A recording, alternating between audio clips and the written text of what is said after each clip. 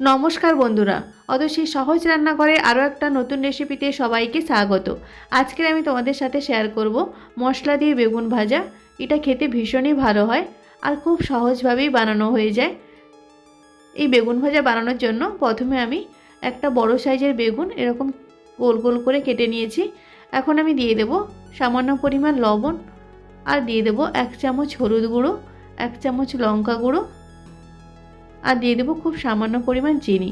এই সব কিছু দিয়ে খুব ভালো করে বেগুনটা মেখে নিতে হবে। প্রথমে তোমরা যদি চিনিটা দিতে না চাও তাহলে অবশ্যই চিনিটা বাদ দিতে পারো, তবে চিনিটা দিলে বেগুন ভাজাটা খেতে ভীষণ ভালো হয়। দেখো খুব ভালো করে আমি মেখে নিয়েছি।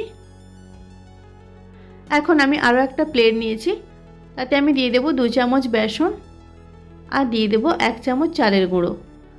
এই বেসন আর চালের গুঁড়োটা খুব ভালো করে মিশিয়ে নিতে হবে। শুকনো অবস্থায় খুব ভালো করে বেসন আর চালের গুঁড়িটা আমি মিশিয়ে নিয়েছি। এখন আমি দিয়ে দেব খুব সামান্য পরিমাণ লবণ, আর দিয়ে দেব খুব সামান্য পরিমাণ লঙ্কার গুঁড়ো, আর দিয়ে দেব একটু গোলমরিচের গুঁড়ো। মশলাগুলো দিয়েও খুব ভালো করে মিশিয়ে নিতে হবে বেসন আর চালের গুঁড়ির সাথে। ভালো করে মশলাটা মেশানো হয়ে গেলে তারপর একটা একটা বেগুন নিয়ে এইভাবে শুকনো অবস্থায় কোট করে নিতে হবে। বেসন আর চালের গুঁড়িটার মধ্যে বেগুনটা দিয়ে কোট করে নিতে হবে।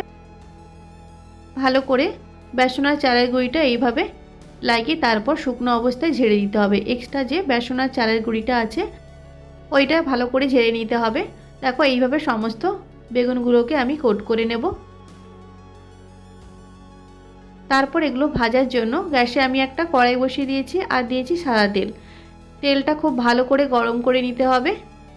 তেলটা ভালো করে গরম হয়ে গেলে একটা একটা বেগুন দিয়ে ভেজে নিতে হবে। মিডিয়াম ফ্লেমে রেখে বেগুনগুলোকে ভেজে নিতে হবে। এক সাইড লাল লাল হয়ে গেলে অপর সাইডটা উল্টে দিতে হবে।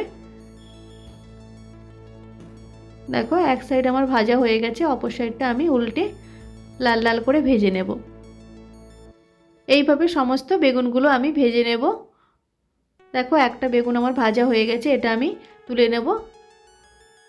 তারপর আমি বাকি বেগুনগুলো সেমভাবে ভেজে নেব। এইভাবে তোমরা অবশ্যই বাড়িতে একবার বেগুন ভাজা করে দেখো, ভীষণ ভালো খেতে হয়। যারা বেগুন পছন্দ করো অবশ্যই তারা বাড়িতে একবার এইভাবে বেগুন ভাজা বানিয়ে দেখো মশলা দিয়ে, ভীষণ ভালো খেতে হয়।